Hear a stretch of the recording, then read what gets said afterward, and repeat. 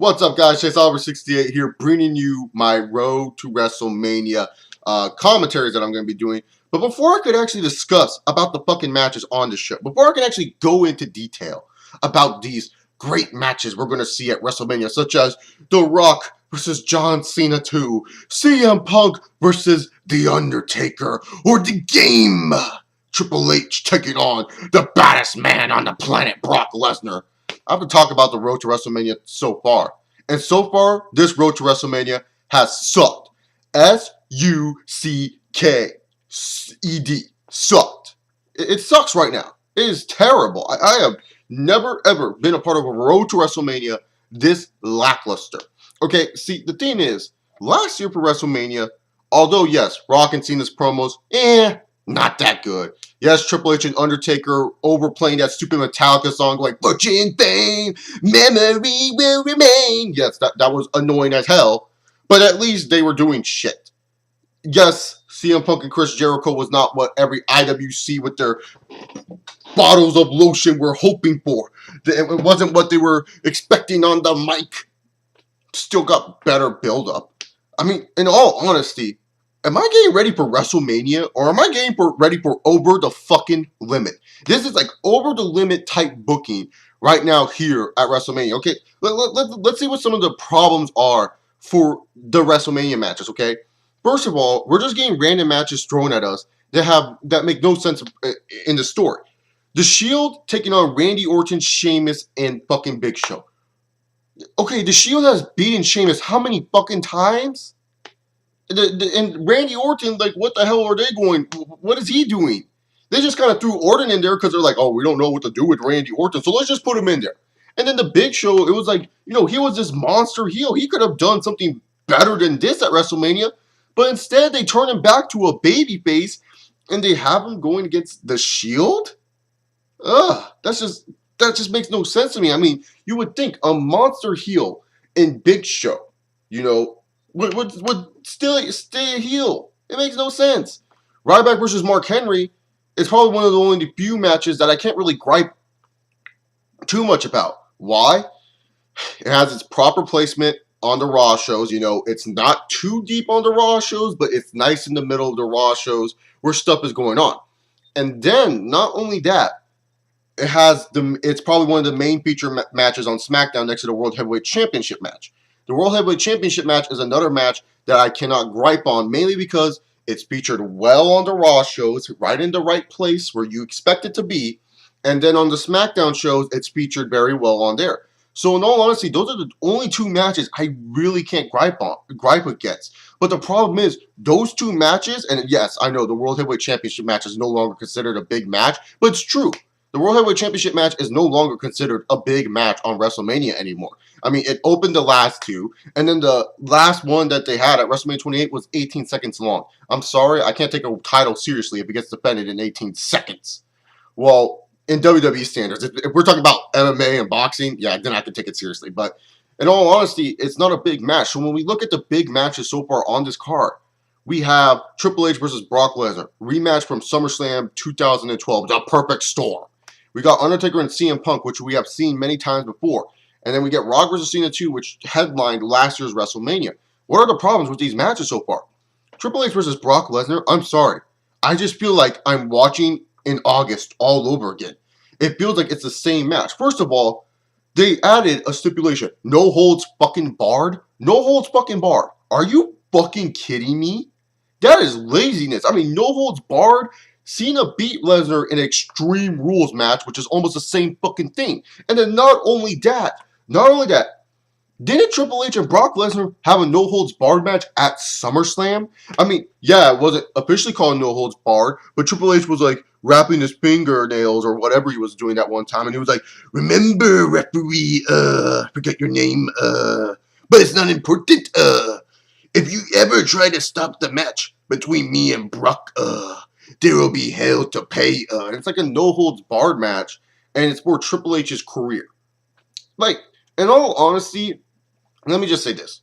If Triple H was like Shawn Michaels, who, at the time, before his career ended, and Ric Flair, I'll use those two examples in the current era, if he was like them, actually wrestling almost every single week, monthly, and all that other stuff, I'm pretty sure I would be more worried about Triple H's career.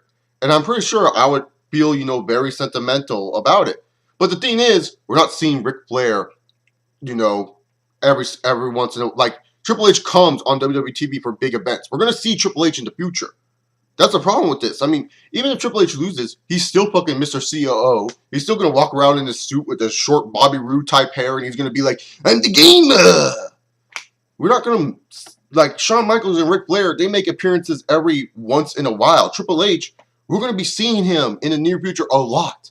So Triple H's career being ended, and the fact that he's not really a true active wrestler, I'm not supposed to care about it all that much. I'm sorry, I don't.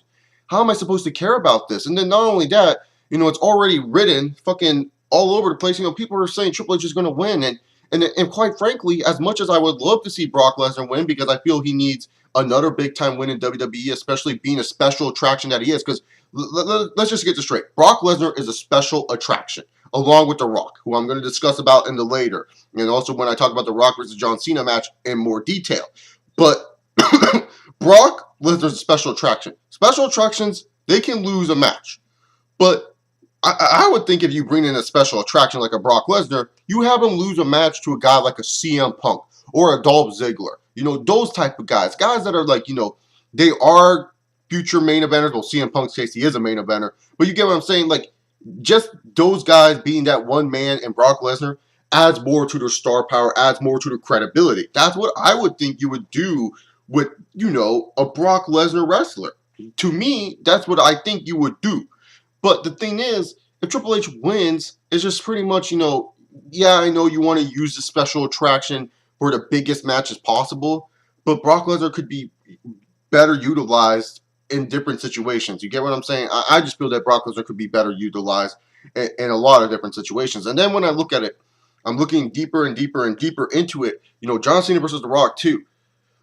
Rock is not showing up on Raws because he has movies. And a lot of people are upset with that because our WWE champion is not showing up to the shows. But what I say into counter argument is that Hulk Hogan back in the 80s did not really have to show up to a lot of shows. And I feel that's where many fans don't open up their wrestling history books. They don't really go dive deep into wrestling. Remember, guys, there was a time period where there was no such thing as Monday Night Raw. There was no such thing.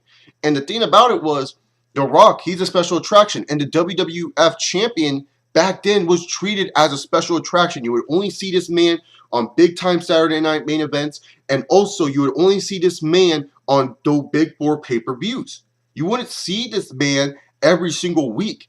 And that's what hurts many WWE champions, that you see them every week. They kind of lose their luster and value. And especially when the WWE champion is not ending the show, we bitch and complain about it. But the thing is, I say this, yes, Rock is not showing up, but do you guys forget he had 3 fucking huge movies come out? I mean, around this time he had Snitch, he had that one movie that I can't remember the fucking name of, but I know he had that movie come out in February, and then he had G.I. Joe. Those are 3 big movies, especially G.I. Joe that got pushed back from last year. And then after WrestleMania, he has Fast 6, part of the popular Fast and the Furious series. In all honesty here, why? Why are we getting upset that The Rock is going out there saying, hey, I'm the WWE champion, look at me with my belt, and promoting WrestleMania? He's promoting WrestleMania the best he can. Maybe because I live in Hollywood, California. I live in like LA. So maybe my opinion about The Rock doing this is totally different than most of y'all's out there. The reason why my opinion is different about it is because I see on the E Insiders, on Channel 4, on Channel 2, you guys that are a part of it, the California community, what's up. The Rock is being featured a lot on those news stations, a lot talking about WrestleMania. He talks about WrestleMania almost every time they ask him a question. Like, even if they don't ask him about wrestling, he just goes like, I got a big match at WrestleMania and the movie's going to be great. I hope everyone likes it. He's trying his best. So for all those people that are saying Rock needs to be on Raw, go back, do your homework. Do your history homework. I'm being dead serious. Do your history homework and talk about and think about it a little bit, that The Rock is treated as a special attraction. He's a special attraction to the WWE, just like Brock Lesnar. So does Brock Lesnar need to be on every single Raw? Because one day they might throw Brock Lesnar as the WWE champion. You don't think they would? I probably think they would. I mean, in all honesty, Brock Lesnar seems like perfect guy to throw as WWE champion soon enough. But in all honesty, I'm just telling y'all, We all getting upset about The Rock becoming WWE champion and not showing up on Raw. Just understand, back in the 80s, back in the 90s, sometimes they would do that. Sometimes the champions wouldn't even show up on the shows. And the thing is, today, so many fans, think that, like, to be a champion, you need to show up on all the shows.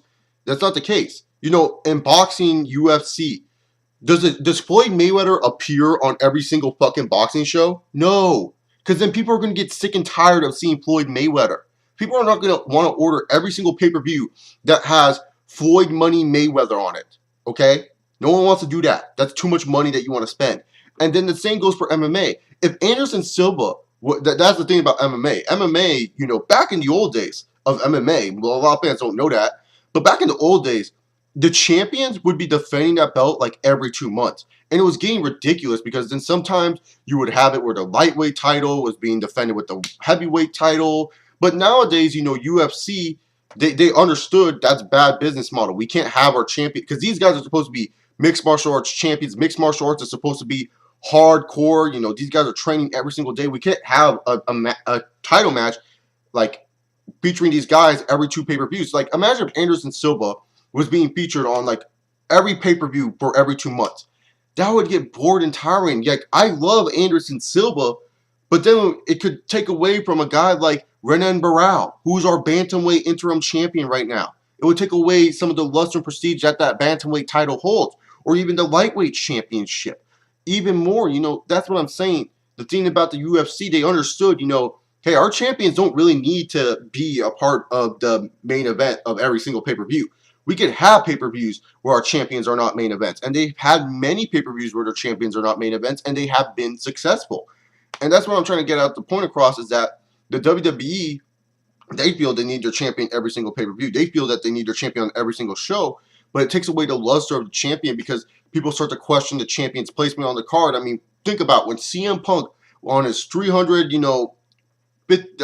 79 days it was. I forgot the days. I'm sorry. Yeah, you guys can make fun of me for it. But when CM Punk was on that long reign and he was being featured in the middle of the show, people were getting upset saying, what was the point of the WWE Championship? What was the point of the WWE title? People were getting upset about that. And to me personally, I understand why some people were getting kind of upset about that. But the thing is, when you expose your champion so much, you can't really feel the luster of the belt. That's why it's always so special when Georges St. Pierre, fights twice a year, and you see the card, and you see GSP versus so and so. You want to order that card because, hey, you only get to see that guy twice a year, so why not order the card? Same with Anderson Silva. You see him fight once or twice a year. Hey, Anderson Silva's fighting again. Let's go order the card. I mean, it's just basic logic. And the thing is, with the WWE, I feel like even though the build-up to Cena versus Rock 2 has been garbage, I'm not defending the build-up all too much. But what I'm defending is, the reason being is, sometimes it's good that our WWE champion is not on Monday Night Raw because it allows other feuds to progress. Now, the only main feud that I'm talking about that I feel has been getting really good progression is CM Punk versus Undertaker, but I feel like it's being featured in a Raw set of the card. I don't feel CM Punk versus Undertaker is worth a middle of the card value type of feud. I feel it should always be any Monday Night Raw unless Rock is not on the show. That is my personal opinion on it. The reason being is I feel CM Punk versus Undertaker is the second biggest match on this card. Brock Lesnar and Triple H, to me, is the third biggest match on this card. And I gotta apologize to Triple H for saying that. Sorry, God. I did not want to be rude to you, but it's true. It's my opinion. You gotta always apologize to Triple H. Otherwise, you don't know. You might get a sledgehammer in your face one day. But the thing is, I just feel CM Punk versus Undertaker has been a really, really well thought out feud for them. I really feel that WWE needs to feature this more in the main event type segments. And the thing is, why are we griping about The Rock not being there when CM Punk and Undertaker is getting all this exposure? The thing about one thing I wish WWE would have done though instead would have been like Rock versus Cena 2. Instead of had Cena come out on Monday Night Raw, have it back like when Shawn Michaels and Bret Hart were fighting for the WWE Championship. Have these guys train for this matchup. Show just training footage of these guys showing that they are focused and they are ready for the big WWE match. So to be honest, I feel that's like the only downfall to maybe The Rock not showing up, and they could have covered that up a lot better than they did. But other than that, CM Punk versus Undertaker is probably the second biggest match. And my personal opinion is that the streak, I feel, as of late, has been bigger than the WWE Championship, and I always felt that streak matches should have main evented shows. And when I talk about streak matches, I'm talking about Batista versus Undertaker should have main evented WrestleMania 23. I understand WrestleMania 24. I feel Shawn Michaels and Ric Flair deserved a nod over the streak match at that time. 25, definitely Shawn Michaels and Undertaker should have main evented. 26, they got that right. 27, Triple H versus Undertaker should have main evented. I understand why it didn't main evented, but it should have main evented. And 28, no doubt in fucking hell, it shouldn't have main evented. It shouldn't have main evented, I should say, because Rock versus Cena is a fucking dream match, and they already fucked up with Hogan versus Rock, so you don't want to fuck up again, do you? I mean, common sense. But other than that, I just feel like this year's streak match, especially since we're getting a rematch of a dream match, it should be the main event of this year's WrestleMania. I feel that the build-up has been very well for it. Is it going to be the main event? Probably not. Am I going to be upset if it's not the main event? No, not really, because a lot of people stated below when I asked on the Raw review, should a streak match main event, said, no, you keep it on the middle of the card so that way we have that one match that, blows us away after watching all the shitty matches first. And I said, yeah, that makes sense. I mean, if it's going to be in the middle of the card, it's a good way to get the fans amped up. That way, after those first two shitty matches, then you have CM Punk Taker, then you have another shitty match, then you have Lesnar HHH celebrity match, and then you have Cena versus Rock too. I feel that's a pretty decent card structure. But overall, though, my hype going into WrestleMania 29 this year has been pretty damn low. I don't know if it's because we haven't really gotten a celebrity coming in yet. I don't know if it's just because WWE has not been trying. But I feel like I'm going into over the fucking limit more than WrestleMania 29. Pretty much that's my thoughts on the current road to WrestleMania. I think it sucks right now, but tell me down below what you guys think about the road to WrestleMania so far. Next up, I'm going to go more into detail about Rock versus Cena 2.